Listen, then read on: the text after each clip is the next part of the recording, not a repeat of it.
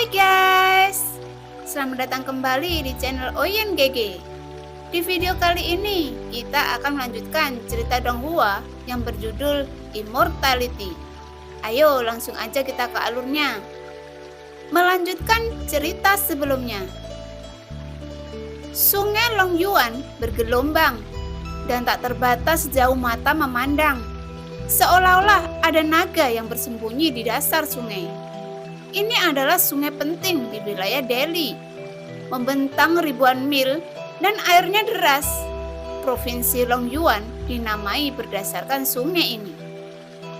Dari kejauhan, sungai Longyuan tampak seperti naga hitam besar, bercokol di tanah, megah menunjukkan kemuliaan kebajikan air sepenuhnya. Bulan yang cerah berjalan melalui awan teratai, dan angin malam meniup alang-alang, menambahkan konsepsi artistik yang indah. Namun, hanya 100 mil jauhnya dari provinsi Longyuan, di pantai, seorang pria parubaya tinggi dan kekar mengenakan pakaian emas gelap dan melompat dibandingkan dengan macan tutul, itu lebih cepat. Wush! Kecepatannya saat berlari, tubuhnya benar-benar merobek udara menjadi gelombang udara yang panjang, yang bergelombang dan berderek seperti sungai. Saat pria parubaya dengan pakaian emas gelap sedang berlari, sebuah obor tiba-tiba terbakar di tepi sungai di depannya. Bayangan berkedip dan pada akhirnya suara panah kuat yang tak terhitung jumlahnya menerobos udara datang bersiul ke arahnya. Menghadapi hujan panah, pria parubaya itu sedikit mengernyitkan alisnya dan tubuhnya jatuh, menempel ke pantai seperti selembar kertas, dan dia menghindari tembakan panah yang terus-menerus. Bai Haichan, kamu tidak bisa melarikan diri. Serahkan Jiokyo Jindan dan lukisan Jiaofu Huanghuan. Jika Anda mengabdikan diri dengan keluarga Fang kami, Anda tidak hanya akan dibebaskan dari hukuman mati, Anda juga dapat menikmati kekayaan dan Anda dapat berkultivasi ke tingkat ke-10 dewa. Dengan tubuh kedagingan Anda, alam perubahan, keluarga Fang saya benar-benar memperlakukan Anda sebagai tamu. Obornya terang dan ratusan orang mengepung pria parubaya bernama Bai Haichan ini. Salah satu pemimpin berdiri dengan tangan di belakang, dan saat dia berbicara, momentum yang dia pegang datang secara spontan. Mengenakan pakaian brokat dengan pelipis putih, wajahnya memiliki perubahan melihat dunia, dan matanya sangat cerah, memantulkan cahaya bulan seperti permata. Keluarga Longyuan Fang Sehan.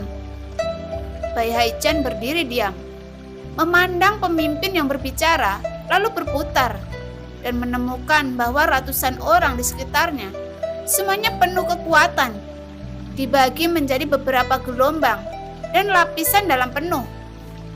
Para prajurit dengan pedang panjang yang bersinar, lapisan luar adalah prajurit yang membidik busur, dan lapisan terluar memegang obor, menghalangi sekitarnya. Para prajurit dengan panah berulang, dan di tangan mereka diukir dengan bango putih dan tampan, dan panah melesat keluar dari busur. Panah berulang semacam ini memiliki jangkauan yang sangat jauh dan daya tembus yang kuat. Itu benar, ini aku. Fang Sehan tersenyum. Aku tidak menyangka Bai Haichan mengenaliku. Saudaramu Fang Setao adalah gubernur Longyuan, seorang pejabat senior perbatasan dan salah satu dari keluarga Fang, dan sangat disukai oleh Kaisar Dali. Saya datang ke tanah rumah Fang. Bagaimana saya bisa tidak akrab dengan karakter Anda?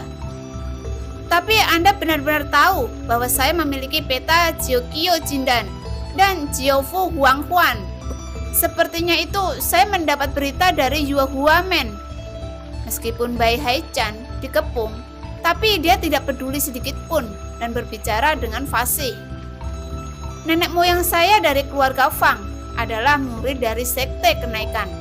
Kali ini saya menunggu Tuan Bai Chan di sini. Ini adalah Fei He Chuan dari Sekte Kenaikan. Fang Sehan bergerak dan melangkah maju. Tulangnya sedikit gemetar, seolah-olah sedang memainkan sejenis musik yang menenangkan. Kamu Bai He Chan, kamu menemukan lukisan Jiaofu Huanghuan di makam kuno Gunung Huanghuan. Yang lain tidak tahu tentang 9 lubang ramuan emas, tetapi Sekte Kenaikan mengetahuinya dengan jelas. Obat mujarab untuk melihat sekilas alam misterius kekuatan gaib, dan lukisan Jiaofu Huanghuan berisi rahasia harta karun yang sangat besar. Kalian semua keluarga Fang menginginkannya. Apakah itu konspirasi? Bai He Chan tersenyum. Diam. Dengan lukisan Jiaofu Huanghuan, keluarga Fang kami secara alami didedikasikan untuk kaisar. Dan Jiokyo Jindan dapat membuat keluarga kami menjadi penguasa alam misterius kekuatan gaib. Sangat meningkatkan status keluarga saya di pengadilan. Fang Sehan tiba-tiba berteriak. Sepertinya kamu tidak mau menyerahkan dua hal ini, Bai He Chan. Duar. Tubuhnya bergejolak dan pakaiannya bergetar. Tubuhnya seperti ikan yang berenang, seperti naga. Dengan jarak puluhan langkah, dia mampu meraihnya dan langsung di depan Fang Sehan, sehingga bawahannya bahkan memiliki kesempatan untuk bereaksi. Fang Sehan hanya bisa merasakan udara di sekitarnya, dan itu diperas dengan paksa. Tampaknya membentuk ruang hampa untuk waktu yang singkat. Dan kemudian tinju raksasa terus mengembang di matanya. Dan dia ingin meledakkan kepalanya. Kekuatan pukulan sama ganasnya dengan seorang pelayan. Menari bango di langit. Di persimpangan hidup dan mati, Fang Sehan akhirnya menunjukkan kekuatannya yang luar biasa. Dua otot besar di punggungnya menopangnya, seperti burung bango yang melebarkan sayapnya. Tubuhnya menjadi ringan dan berkibar, bergerak dengan angin sepoi-sepoi, dan tubuh itu menghindar. Oke, tinju hidup abadi. Kamu telah berkultivasi ke ranah tubuh psikis tingkat 9. Tapi kamu masih bukan lawanku. Panggilan saudaramu Fang Setao. Bai He Chan berkata. Tubuhnya tidak berhenti, tetapi bergegas masuk ke rumunan. Duar, duar. Salah satu penjaga langsung dipukul kepalanya, dan mayatnya ada di tempat. Pelipis dari 5 penjaga ditusuk oleh jari-jarinya, berlumuran darah, dan kemudian 10 penjaga dipukul oleh tubuh hantunya dan terbang di atas udara. Dan 5 organ dalam pecah di tempat, seolah-olah itu seperti dihantam batu besar. Tubuh fisik telah dikultivasikan ke ranah transformasi ilahi tingkat ke-10, dan 5 kuda tidak dapat membagi tubuh. Dapat dilihat bahwa kekuatannya kuat, otot dan tulangnya kuat, dan hampir tak terkalahkan, dan itu adalah senjata pembunuhan di dunia. Dalam sekejap, pengepungan ratusan orang langsung dipatahkan oleh Bai He Chan. Fang Sehan, beraninya kamu menghentikanku? Tuliskan kepalamu untuk saat ini, dan datang untuk mengambil hidupmu di masa depan. Bai He Chan menerobos pengepungan dan berjalan pergi. Penjaga lainnya menembakkan, panah bango terbang satu demi satu. Tetapi panah tidak mengenai tubuhnya. Mereka diblokir oleh pakaian emas gelap dan tidak bisa menembusnya. Jelas, pakaian emas gelapnya adalah pakaian harta karun yang tidak takut pada pedang. Dengan jubah berharga untuk melindungi tubuh dan kekuatan 5 kuda di tubuh, di dunia, siapa lagi yang bisa menghentikannya? Bai He Chan, kamu begitu saja datang. Mengapa kamu buru-buru pergi? Pada saat ini, suara seperti awan asap tiba-tiba bergema. Siapa? Bai He Chan menghentikan tubuhnya dan tidak bergerak. seperti gunung batu dan pohon. Rohnya mengembun menjadi bola, dan dia merasakan sekelilingnya. Kemudian, di matanya, seorang wanita berbaju putih dengan kulit tebal, alis bulan sabit, dan tulang giok dan otot es datang perlahan dari bawah bulan di tepi sungai. Tampaknya peri dari istana bulan. Tampaknya itu adalah putri istana naga di sungai Longyuan. Langit dan bumi telah menjadi bersih, beriak dengan rasa suci. Begitu wanita berbaju putih muncul, para penjaga segera berdiri dengan sungguh-sungguh. "Nona?" Fang Sehan juga berhenti. "King Sui, mengapa kamu kembali?" Wanita berpakaian putih ini adalah nona tertua dari keluarga Fang, Fang King Sui. "Paman kedua, aku baru saja kembali dari gerbang kenaikan." Fang King Sui mengangguk ke arah Fang Sehan. "Biarkan aku mengurus masalah ini di sini." Wow. Cahaya hitam melesat langsung ke Fang King Sui. Lampu hitam ini adalah roda gila berukuran tamparan dengan gerigi tajam di kedua sisi. Ini adalah senjata tersembunyi pembunuh Bai Haichan.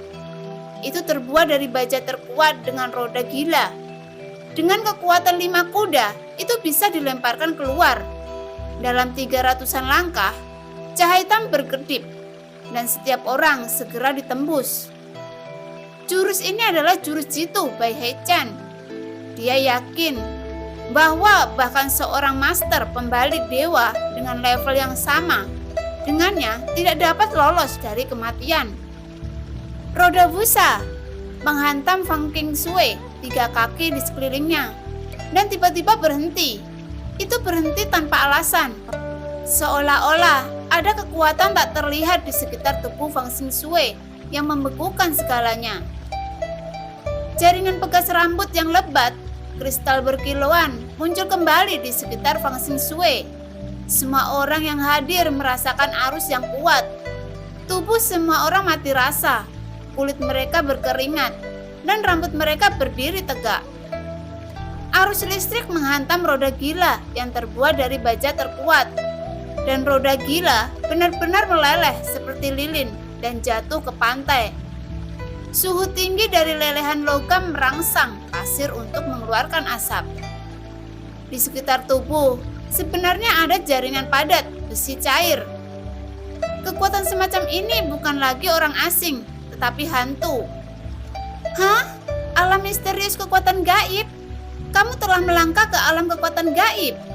Kamu telah mencapai alam seperti itu di usia yang begitu muda. Kamu adalah bakat yang menghancurkan dunia. Keluarga Fang akan mendominasi dunia. Jenius lain telah muncul dari gerbang kenaikan sekte Xiando di dunia." Bai Haichan meraung kaget, berbalik dan lari. Tubuh fisik telah dikultivasikan secara ekstrim. Dengan fisik yang kuat, jantung mengirim darah ke otak untuk memasok sejumlah besar nutrisi. Dan otak secara bertahap akan mengembangkan potensinya. Setelah metode pelatihan khusus, potensi ini akan menjadi misterius. Kekuatan sihir dengan misterius dengan mana dimungkinkan untuk memanipulasi guntur, api, tembakan tubuh, membunuh dengan pedang, dan hal-hal lain yang tidak bisa dilakukan orang biasa. Ini adalah dunia magis. Ada banyak ahli seni bela diri di dunia, tetapi tidak satupun dari mereka telah mencapai alam rahasia kekuatan gaib. Satu langkah ke alam misterius, kekuatan gaib adalah penghalang antara surga dan manusia. Meskipun Bai Haichan telah mengembangkan tubuh fisik ke alam transformasi ilahi yang ekstrim, lebih sulit untuk menerobos dan melangkah ke alam misterius kekuatan gaib daripada naik ke langit. Untuk menghadapi master semacam ini, yang melangkah ke alam misterius kekuatan supernatural, Bai Haichan hanya bisa melarikan diri. Petir ungu Yin Leido. Menonton Bai Haichan melarikan diri, setelah beberapa nafas, dia hampir melarikan diri dari pandangannya. Namun, Fang King Sui berkibar dalam pakaian putih, mengerang dengan suara rendah, mengangkat jari-jarinya ke udara, dan kilatan petir ungu seukuran kepalan muncul di tangannya. Berputar dan kemudian meledak dengan keras, berubah menjadi 6 cahaya pedang, menyapu 1000 langkah dan membunuhnya dari udara.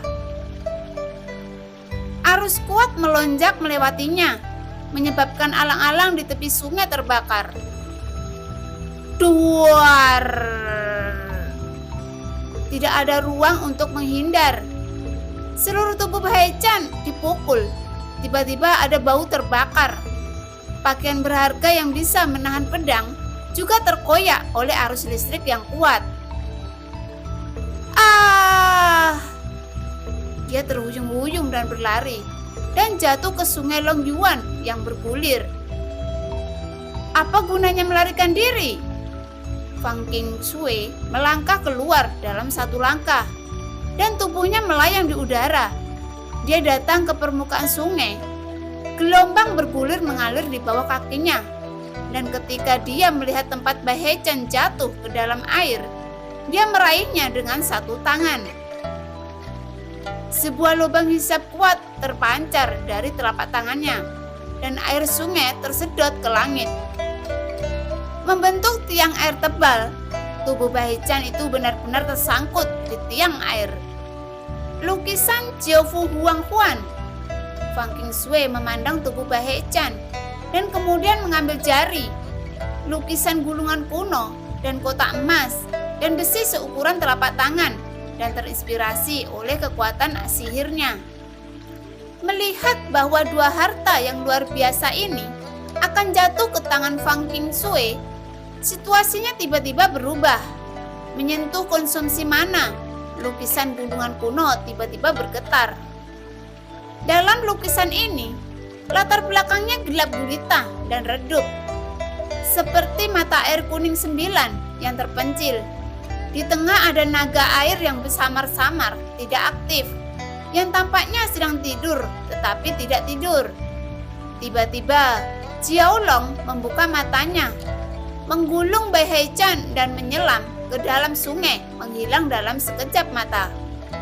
Ternyata lukisan Jiaofu Huangquan ini tidak bisa terkontaminasi mana.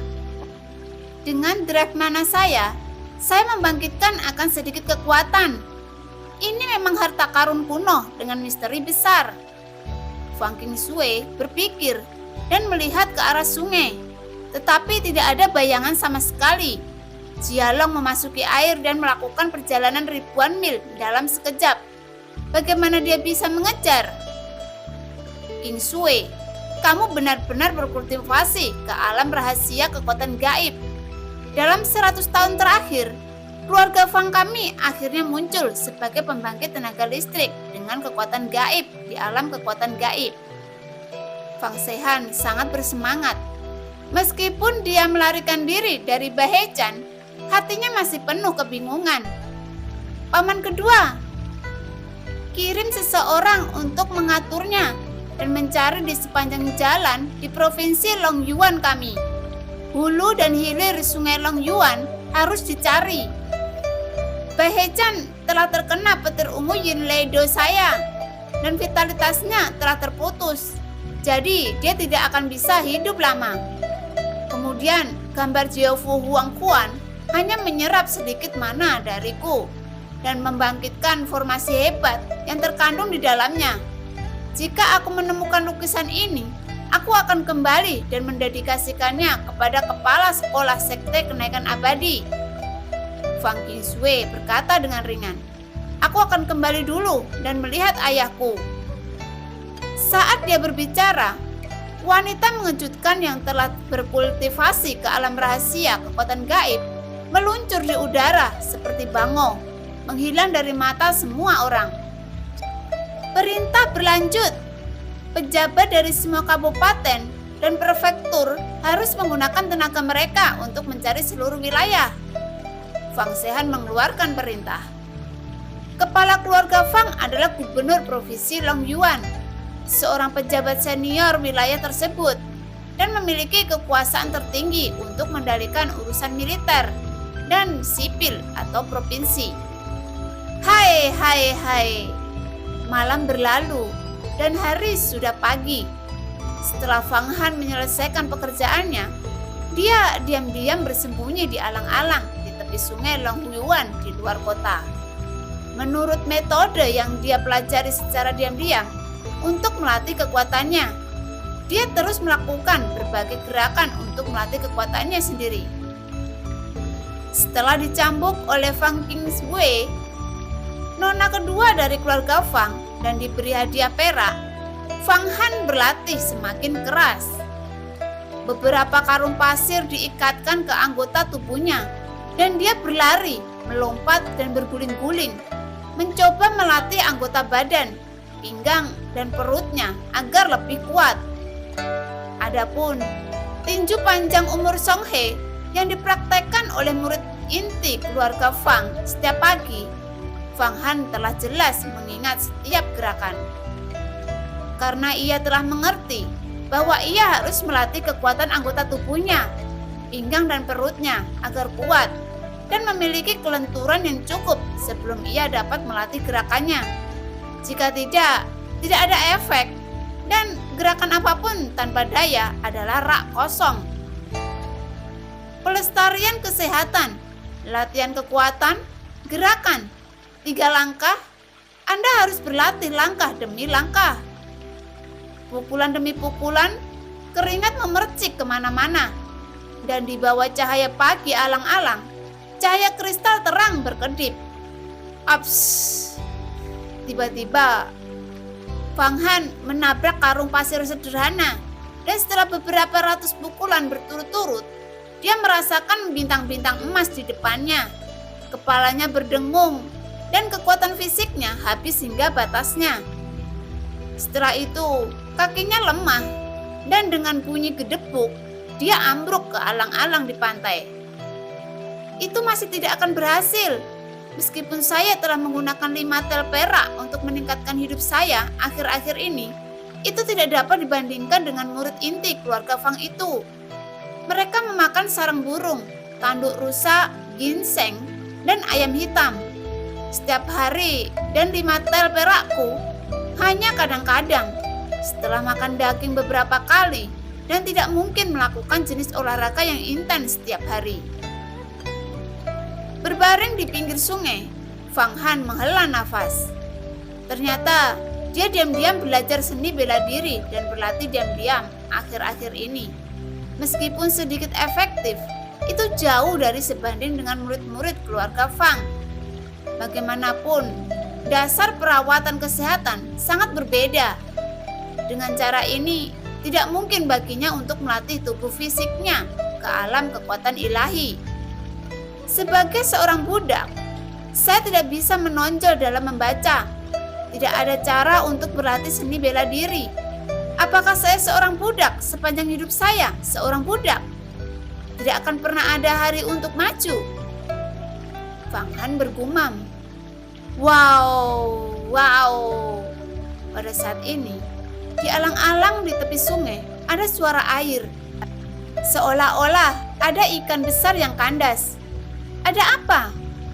Fang Han berdiri melawan rasa sakit di tubuhnya dan berjalan keluar. Melihat saja air yang berputar-putar di alang-alang, sebenarnya ada orang yang terapung. Pria ini mengenakan pakaian emas gelap, seseorang tenggelam. Fang Han dengan cepat melompat ke air dan menyelamatkan pria itu.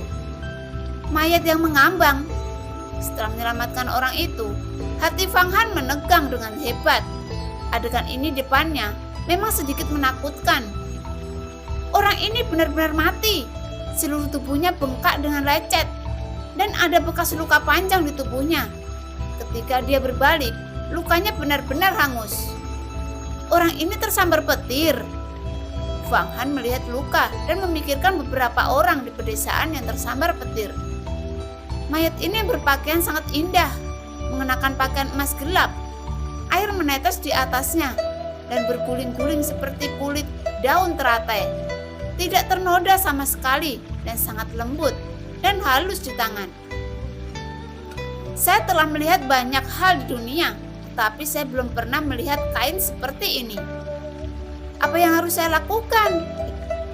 Apakah harus melaporkan ini? Atau apa? Kehidupan manusia bukanlah masalah kecil. Fang Han hendak meninggalkan tubuh untuk melapor kepada pejabat itu. Tetapi setelah memikirkannya, dia ragu-ragu. Pria yang mengenakan pakaian ini adalah pria besar. Apakah dia akan mati di sini? Jika dia terlibat setelah melapor ke pejabat, dia akan diselidiki dan mendapat masalah. Lebih baik menguburnya dan memasukkannya ke dalam tanah, seolah-olah tidak ada yang terjadi. Setelah memikirkannya di dalam hatinya, Fang Han menyeret tubuh dan bersiap untuk menemukan tempat untuk menguburnya. Duar!